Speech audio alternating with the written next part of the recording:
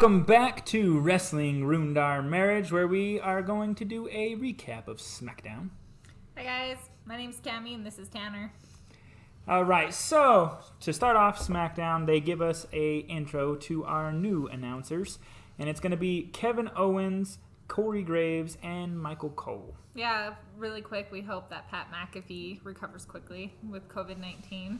Yeah, I think he said he had his vax, got COVID, and is still kicking his butt right now. So, for those of you that don't like the hype level that Pat McAfee is always on, you get a way different take with Kevin Owens. Mm-hmm. He's a lot calmer. A lot calmer. A little more monotone. Made me miss Pat. But he's definitely growing on me on there. So, you get the announcers on there, and then the intro, here comes Becky Lynch. I think probably the two biggest, well, for me, three biggest things that I was super hyped about this SmackDown was obviously the return of Becky Lynch, how Brock Lesnar is going to fit in, and on the same note, what is Paul Heyman going to do? Those were the big things that I was hyped about. I think SmackDown did a pretty great job at keeping the momentum from SummerSlam, which we had said that I don't think Raw did. I think Raw kind of lost it. They didn't really get a whole lot of storylines going. You have pretty clear direction with most of SmackDown. You know, in an hour or less, right? 2 hours, they were able to get a lot of good storylines going. Yeah. And even create a new one, a few new storylines. You have the return of Naomi. And so in, less than a couple seconds on there, she had a little back and forth there with Sonya Deville. Naomi comes in, she's like, "Hey, where am I gonna be?" And Sonya says, I didn't even know you were going to be back on SmackDown. I have no matches for you, and just kind of like shoot her off. Away, yeah. So you have something created there. It'll be interesting to see if that's Sonya Deville's way back to wrestling. She hasn't wrestled in a while, not since her match with Mandy. That chop the hair off match, right? Well, it wasn't chop the hair. It was supposed to be, but changed. But yeah, that was the last match. So it'd be interesting to see if that's a new feud. Yeah, you have a storyline there. You also have a new storyline, which we've kind of hinted at that where our thoughts were going with it. But Dominic Mysterio, heading into a singles competitor. Rey Mysterio was telling him, "Hey, I think you're good enough to do singles now." And he's like, "I'm not even going to go out to the match with you. I think you're good enough. Here you go." Sends him out there. They don't know who his opponent is. It ends up being Sami Zayn. Sami Zayn ends up winning during the match at some point. Dominic goes for a 619, jumps through the ropes, hurts himself. Rey comes out to check on him. Shortly after that, Dominic gets pinned and beat by Sami. Rey goes into the ring, goes to check on him, and Dominic kind of gets frustrated and shoves him away. Yeah, so that turn is coming for sure. Like you were definitely able to foresee that. I think you can see that, and I think Rey is the ultimate babyface to me. I don't really remember many storylines when he's been a heel before. He's always got that pop from the crowd. And I think if you want to separate Dominic, I don't know if you need to have that Rey versus Dominic match. I'm guessing that's probably something that's on Rey's to-do list. He wanted to be tag champs with him. He wanted to bring him in there. Does he want his, last final match to just be one hell of a match with him and Dominic and call that done? Yeah. I could see them kind of going that route. I don't think you can keep Dominic relevant by keeping him in the role that he's in long term. Now, obviously, he's 21 years old. Yeah, he's a baby. He's got a long career ahead of him. Yeah, and he's got an arsenal of moves that he's putting together that are pretty impressive. I mean, he's doing a really good job, but we eventually, we have a long way to go, but we can figure out this new character. And I think it starts with the turn on Rey. Yeah. And I think they kind of start setting up for that, or at least a dispute between him and Rey. And it's important, as any wrestler probably knows and has experienced in their career, you have to have that character change and development and everything in order to be successful. Like Bayley went from being extremely happy to negative Nancy, I guess, and then just kind of humorous now. But she had to go through that rebranding to stay relevant. Character, when she changed, I was like, what is this? And now I love the new Bayley character. She's evolved. She's gotten great at it. You have to have that in order to stay relevant, and I think that's going to be needed for Dominic because he does have a lot of potential. And Agreed. I guess we'll see where it goes. We'll see where it ends up going from there. Another person talk about character change and development. We'll see where this one ends up is, Alpha Academy, Chad Gable. I'm not behind this one. I'm not behind it at all. I don't get it. I like Tucker and Otis, so not that I'm saying that they should have. I don't know. I just am not behind this Alpha Academy. Why break up one tag team to partner up a different one? I don't know. Yeah, and I mean they haven't really So bringing that up, they haven't really done a lot of tag team matches yet. It's been more just, Gable is Otis's hype man, essentially. Yeah. But I think, and we'll get into some of the other tag teams here in a second too, but I think you could start partnering them as a tag team and start getting them that push. I don't know if Otis, we'll see what they end up doing with him, but I don't know if he's ready to be a singles title holder, even with Gable in the back, but you could probably build a pretty legitimate tag team from him. Yeah. And then I'll stay on this for a little bit before I jump into the next one. But as far as I did a best and worst of the night, and this was actually my worst, and it's not even because the match was necessarily that bad, but you were pushing Cesaro really recently to, go against Rollins and do all these different things because he was going to be in the title picture. It seems like the crowd has always kind of been behind Cesaro. I wonder Everyone where... really likes him. Right, and then I guess he still got the victory because it was a DQ victory, so you didn't completely squash him. But why did he go from title picture all the way down? I wonder what pieces WWE thinks he's missing to, be a championship contender or in that picture. Yeah. I don't think that he can hold the title right now. I think Reigns is a better, title person. I think that Edge would be better. I think that Rollins would be better. I think these guys are probably more in the picture for it. But I think that Cesaro could be in a role where he is going for the title. Yeah. And put on some pretty good matches. But with him, too, I think on the same note, there's not a lot of character evolution. There's not a lot of character to him at all. He's got the swing. He's the Swiss Superman. Yeah. There hasn't been much else. Maybe, and is that because WWE is not pushing other storylines, or is he just not creative enough to take these characters and run? I don't know. Mm-hmm. The strength's there. The athleticism's there. Coming down to promos, I just wasn't a big fan of seeing him go from title picture to Chad Gable. Yeah. That pretty much takes that over. So to kind of jump off of that same note where we were talking about just really quick, did you notice the rebranding for NXT? The different colors, how they've changed from the gold to now like the splashes of different colors. That was kind of cool. I like that. It's exciting. I hope that more fun things are going to come from NXT. Nickelodeon. That's kind of what it reminded me of. I liked it. I'm excited. We'll see. It's kind of a different thing to pull the main intro from rock and roll to kind of a more hip hop rap type background on there. But it's trying to make it new. So we'll see how it ends up going. I think a new color, new intro. NXT was already pretty big on there and going. It's probably going to be the same stuff, but maybe I don't know what else they're going to do besides put some colors behind NXT. I liked it. I thought it was a cool rebrand. So hopefully that just means really good things coming from NXT.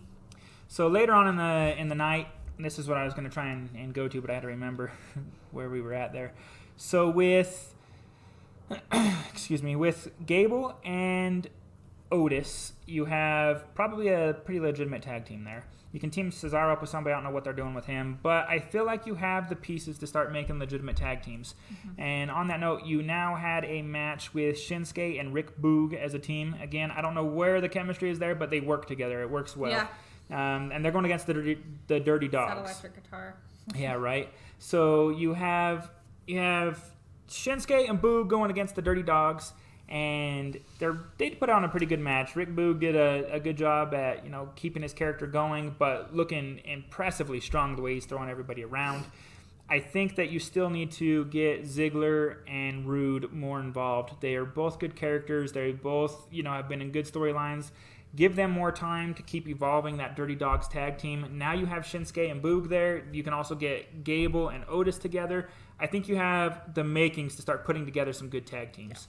That people will buy into. So I think there's a lot of pieces there they can start getting together. They just got to take off from there. Yeah, I agree. I hope that I hope that we see some really good pushes for the tag team division because it seems like it's been lacking a little bit. Yeah. We'll see. Across WWE, there's not a great set of tag teams in general as a whole. I think you have the Usos, who we'll get into them a little bit here in a minute as well, but I've never been a big fan of theirs. They've never put on a really good, memorable match for me. I think the only memorable storylines I remember them in are just and it's not just because they're recent, but the best character storylines they've had was with Roman Reigns.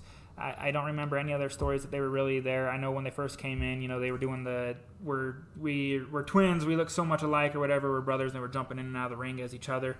I don't really remember much after that, honestly. Yeah. I think that they're a bit overrated. I don't think so. I think they're all WWE has. Maybe. I don't think they're, well, maybe. I don't know. Maybe a little overrated.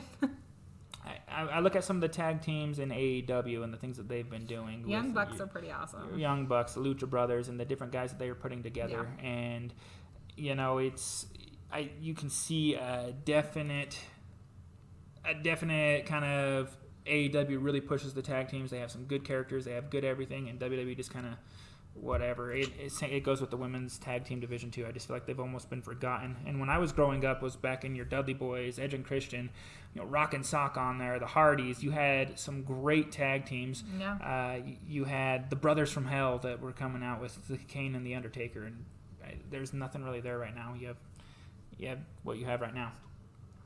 So we're gonna keep going on some of these house cleaning things real quick to get some of the other stuff off the show. So one of the other things that ended up happening on there is Baron Corbin. Oh yeah, Baron Corbin. He pulls up, and I don't know what kind of car was it. Do you?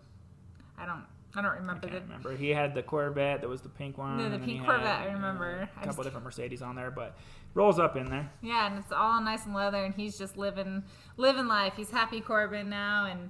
Happy Corbin, winning the lotto in Vegas. Yeah, he won big time, so he's rich now, and so he makes his way down to the ring and calls down Big E and basically offers him $100,000 for the Money in the Bank suitcase. And Big E's like, I'm out, I'm over it, I don't want to talk to you. This is weird, kind of a thing. And I do think that this is a cool storyline. I liked the Broke Corbin. I thought it was kind of funny. Yeah, me too. I like that much. But it's nice to see it go full circle. Right. I like that much better than, the King Corbin that I felt like went on too long. I feel like they still could have kept Broke Corbin a little bit longer, but they went way too long with King Corbin, so let's go way short with Broke Corbin. King Corbin was just dragged on. Yeah, for a long time. They couldn't figure out where to go from there. Awesome way to end it, honestly. I think it was a little soon, but what better chance than, hey, I had $35 in my pocket, was in Vegas, started gambling, and just kept going and going and going. Yeah. He's back on top of the world. We'll see where it ends up going from there. Even more interesting to me is what's going to happen with Big E. Is he going to get into the SmackDown title picture? I still hope he goes over and takes over the Raw Championship. I hope he takes out Lashley. I do too. But we'll see what he ends up going. I mean, you have the briefcase, and your biggest storyline right now ends up being with Baron Corbin. So where's it going to go from there? I hope it's with Lashley. I just don't think that Big E has the momentum right now, and it really wouldn't be good for SmackDown if he took over and won the championship from Roman Reigns. I think he has good momentum. I think he has a good following. I don't know that he is a better champion than a lot of the people we have on SmackDown right now. Yeah, I think he's got... Raw would be the best place. Right, so I mean, you have Roman Reigns there, you have Edge, you have Seth Rollins, you have Brock Lesnar on the return. I don't think Big E really fits anywhere in there. I feel like if he goes in and cashes in to get the championship, Roman has to take it right back, or one of these other guys is going to take it right back. Right now, your best bet's Roman or Brock. On Raw, there's not much there. I mean, he takes it from Lashley. You can carry a Lashley and Goldberg feud without a title. I think Big E's going to draw more fans over there. We'll see what he ends up doing. We see what WWE ends up doing. Well, on a side note, Raw, take note on storylines, please. Storylines and how to start. So that was, most of our house cleaning stuff on there. So let's start with the good, the storylines everybody jumped in for now.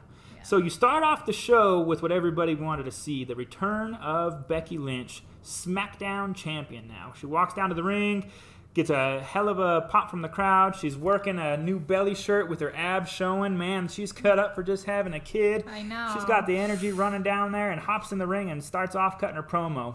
Yeah, I certainly did not bounce back like Becky bounced back. Yeah, she got it killer on there. She's pretty ripped. Yeah, she looks amazing. So she cut a really good promo, though. She had come out and said, you thought I was dangerous before. I'm even more dangerous now. So that kind of was the mama bear sort of thing, mama lion.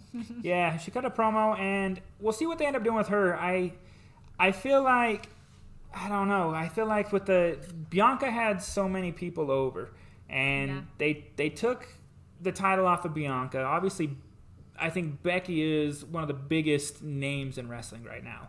At least she was, right before she left, she was a huge name. I think she started losing a little bit of the lackluster right before she ended up pregnant and had the baby. And now that energy came back for SummerSlam. She's got a pop. She's still got probably one of the biggest pops of the night tonight. Mm-hmm.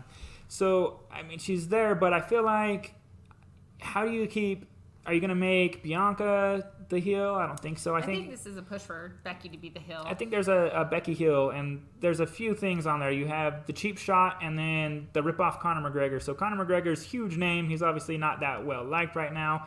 And at one point she's talking. She's like, hey, I've been listening. I know you guys are mad that I beat Bianca so fast, and I apologize. And then she takes a brief pause and goes to absolutely nobody.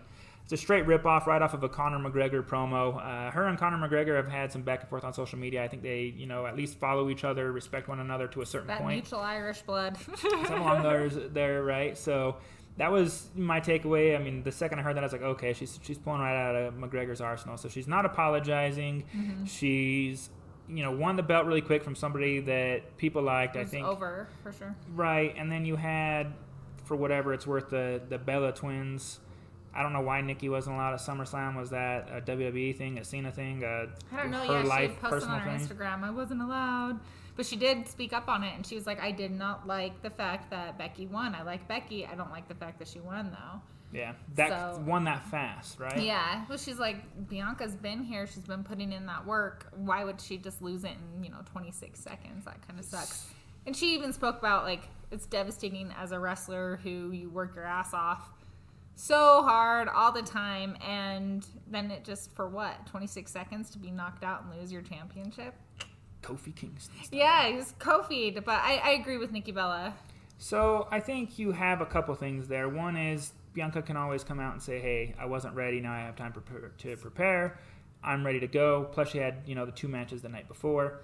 So you have some ways you can create that storyline. Another, as I was digging, trying to find answers, I read that Becky isn't fully cleared to do matches yet, and so that's why it was so quick, 26 seconds. She was a last-second fill-in on the match. She took her down, 2 moves, done, 1, 2, 3. Do you think it's weird that they would give if that's true, that they would give the championship to somebody who's not really cleared Not to really, fight? because you can carry the storyline. Like, you had the match, it was a huge pop, got her over. She came out tonight and didn't have any matches, so now it's just a bunch of people getting ready to fight her while she cuts promos. If she's only a couple weeks out and she could do, a couple promos, a couple hits, it's just building up the match.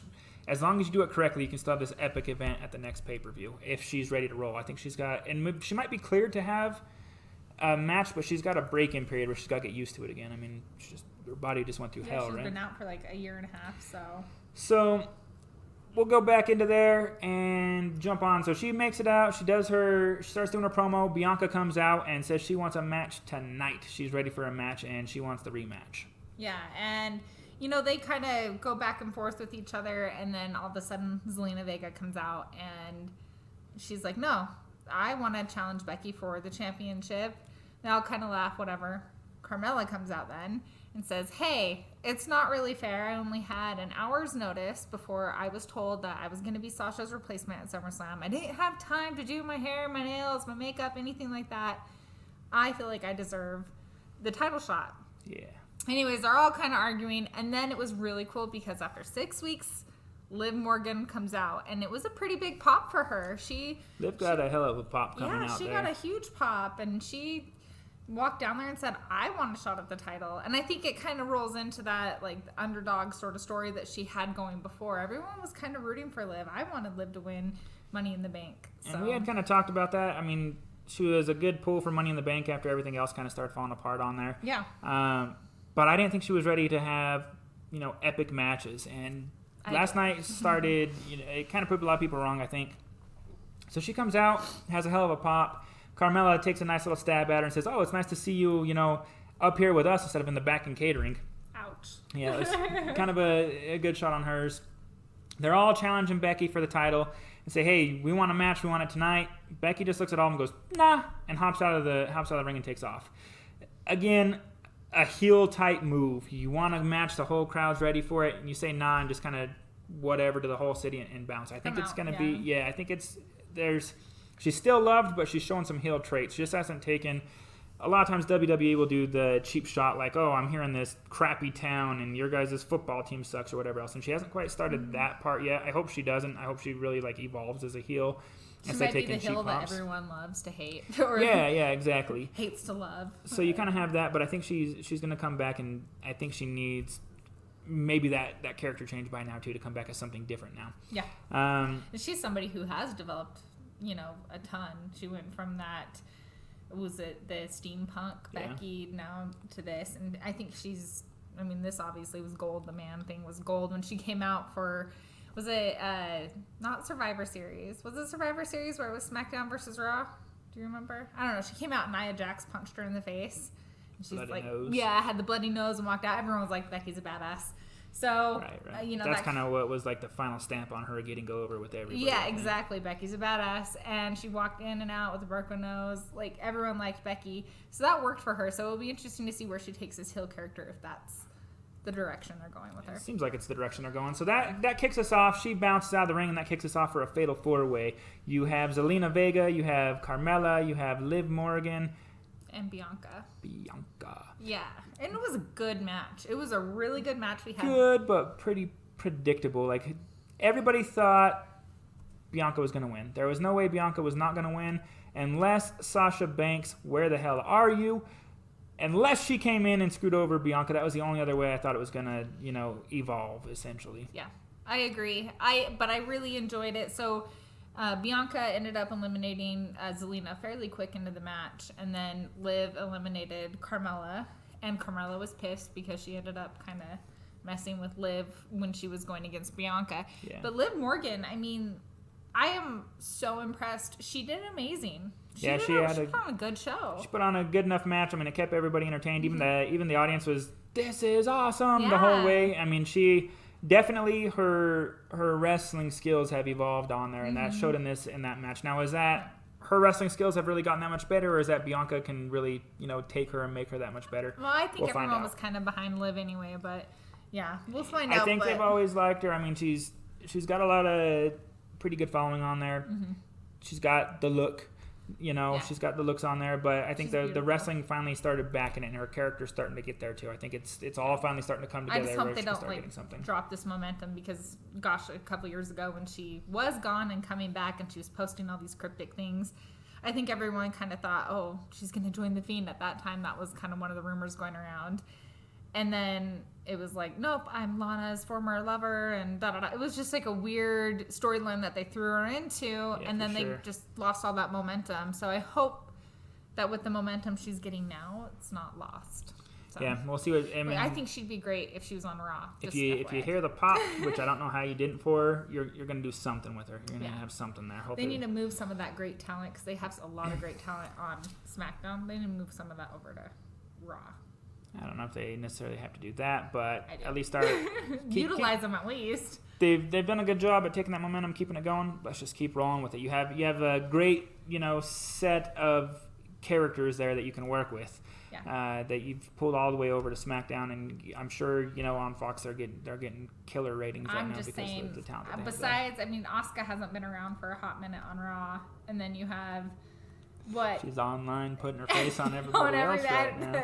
She's pretty funny online. The famous Rock Fanny Pack picture, she's got her face on there with the green shit coming down. But, besides Charlotte and Alexa, who is it? You have Nikki ASH, but we've kind of determined that that's been a little lackluster, since SummerSlam. It really wasn't all that great. Charlotte really carried that match. So, I don't know. I just think they could utilize and put some of that other talent to use. So, anyways, that's my 2 cents. So, again, you have Bianca, she takes the victory. A pretty solid match on there. A little bit further down the road, so that's going to set up something for, one of the next pay-per-views. Becky's big first match back type deal where she's actually going to put on a match in not a couple seconds. Extreme Rules, let me hurry and look up the exact date. I think it's September 20th, but I could see that being the match for Bianca and Becky, and hopefully by then Becky is cleared. Yeah. And then one of the next storylines on there is going to be the Edge promo. Yes. Oh, Sunday, September 26th. So Edge gets the win, and SummerSlam. And he cuts a promo in the back saying, hey, I had to go to a really dark place. I had to, take this old me and bring him out so I could get the victory on It there. affected everything in my life. Yeah. And then they cut over to Rollins, and Rollins, you expect this bitter, mad Rollins, right? And he's kind of, I don't know, kind of like a little cryptic. He's like, oh, I'm happy for you. You got the victory. Mm-hmm. Maybe I got to be a little bit more like you, and just pulls on this evil smile. It'd be interesting to see what happens here. Yeah, are they going to have another match? Where's it going to go? Yeah, Rollins It's really cryptic and is gold. I'm excited for it. And kind of on that same note, nobody really knew what was going to happen. They didn't really advertise for much on SmackDown. They didn't have any big matches they were advertising for, and I was hyped for it still. Just from SummerSlam coming on, I was like, oh, what's going to happen? Where are we going? Were you Here we go. hyped because you thought Brock Lesnar was going to be on? No. No? I was. So, again, in my top things at the beginning of the show, I said my top things were going to be what happens with Becky Lynch. Let's check out her return.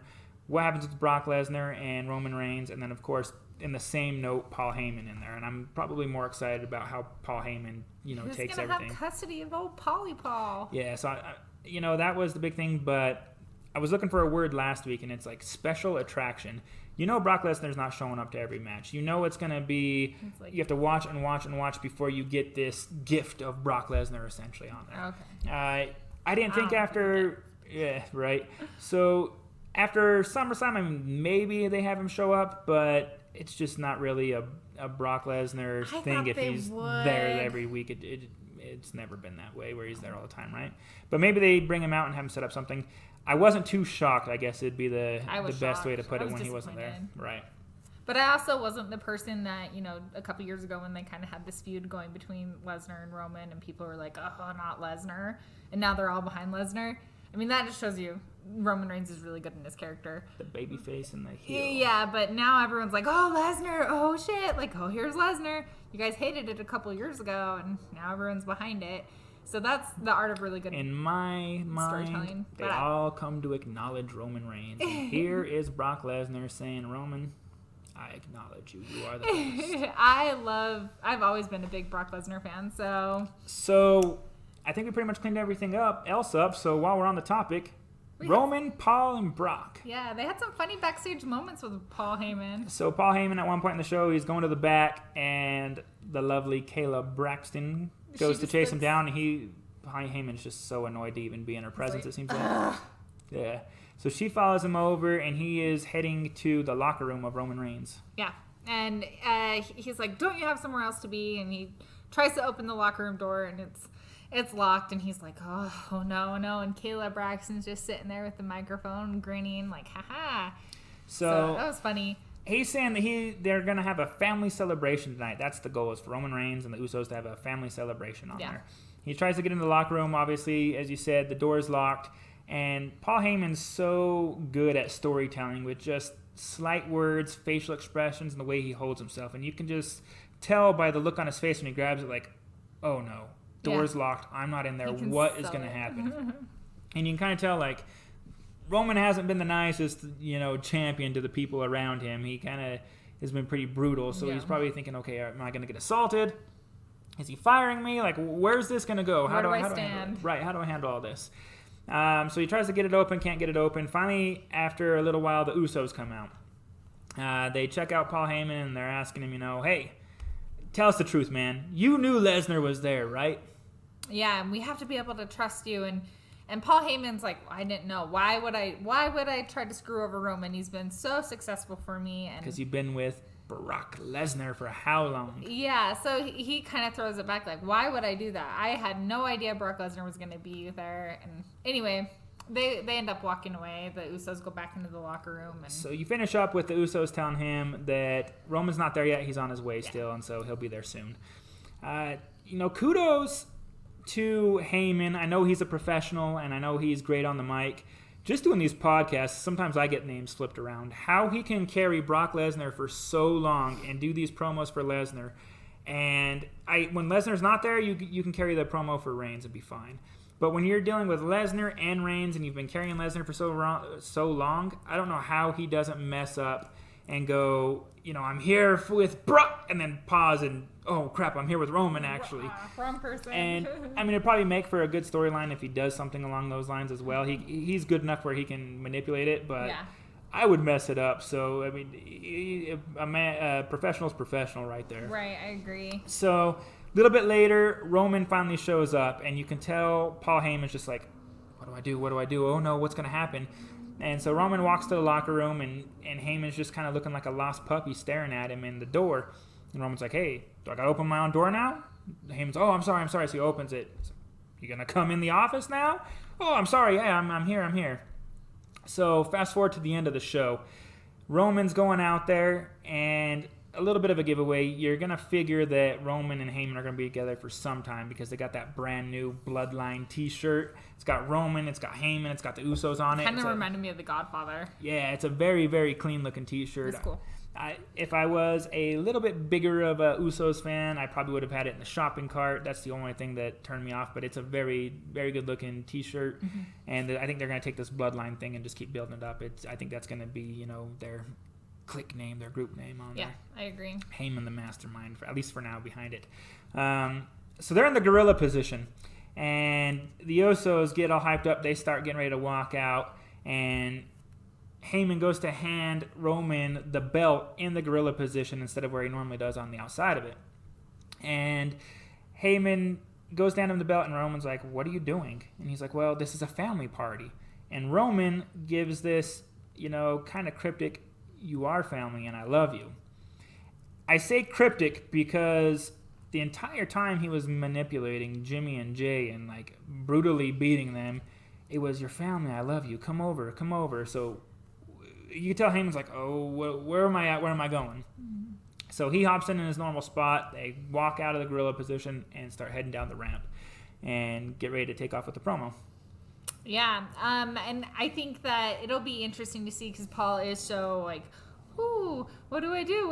Do I follow you? Do I not follow you? And so like a lost puppy dog. Yeah, he really holds that storyline well as they walk out, and like you said, his mic skills are just unmatchable. So it'll be interesting to see how that flows for Mr. Heyman. My name is Paul Heyman. Right. We'll see. And that whole storyline where it ends up going is going to be fascinating. So they get down to the ring. They start their, family celebration for them all owning, winning and retaining their championships. Yeah.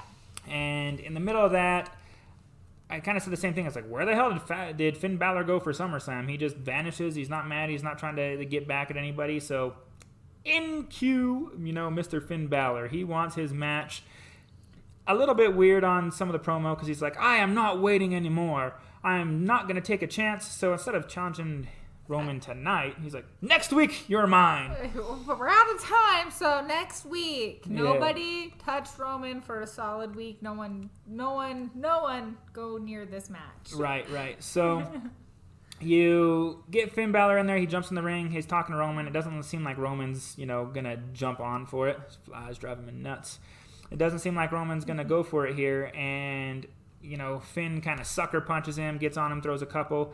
And then from there, the Usos jump in, start beating up Finn. And then kind of out of nowhere, the Street Profits. And I'm so excited. I really like the Street Profits. I think they're a really solid tag team. Speaking of tag teams that we forgot earlier, right? He's coming back. They're really solid, so I was excited to see them. I don't know how they mix in with Balor, and I also don't know how they mix in with the Usos, but they came out to Balor's rescue. Maybe that's like throwing the gauntlet down and being like, I want these tag team. Yeah. Not so much about Finn Balor, but more about those championships. Sorry, there are chickens in the backyard, and they attract the flies. So if you see a fly flying around, oh my goodness. So from there, they kind of have it, and then it goes off the air with Roman kind of bailing on everybody. Usos getting beat up in the ring, and Roman's just looking frustrated, and it goes off air. Yeah. I was like, hey, so is there a match? What's going on next week? And it seems like online they said, okay, there's going to be a match. It's going to be Roman versus Finn next week. I don't know if they've advertised that it's actually going to be for the championship yet, but they did finally put it into play. Yeah, it'll be cool to see where that goes. I mean, Finn Balor did really well in NXT, but he was on the main roster before and then was bumped back down to, I hate to say back down, but was bumped back to NXT. And I think he has a lot of, a lot of people are behind him. So I think he can hold his own. He has potential to be a really good champion, and that feud between him and Roman would be cool. I'm watching wrestling and I'm talking about believability, so I get it. But I think the biggest thing with Finn is his size. and you have, he put on a decent match against other bigger guys before, and you have people like AJ Styles that are a little bit smaller that can put on good matches too. Mm-hmm. I feel like, how do you have somebody like Cena, pretty much get demolished by Reigns? You have him and Lesnar go. You have these other guys go. How is Finn a believable character? Because he's small and fast. Maybe if Demon Finn comes back or something along those lines. Cool. And I think that's where, if I want to draw this over to AEW, their standard size kind of fits that mold. And I think that's maybe what NXT needs to take off with, is their standard size over at AEW, like that cruiserweight almost? I don't know necessarily cruiserweight, but they're a lot of the smaller guys. You have your CM Punks now. You have supposedly, Bryan Danielson, Daniel Bryan coming over there. They don't have a lot of these big, out-of-this-world characters.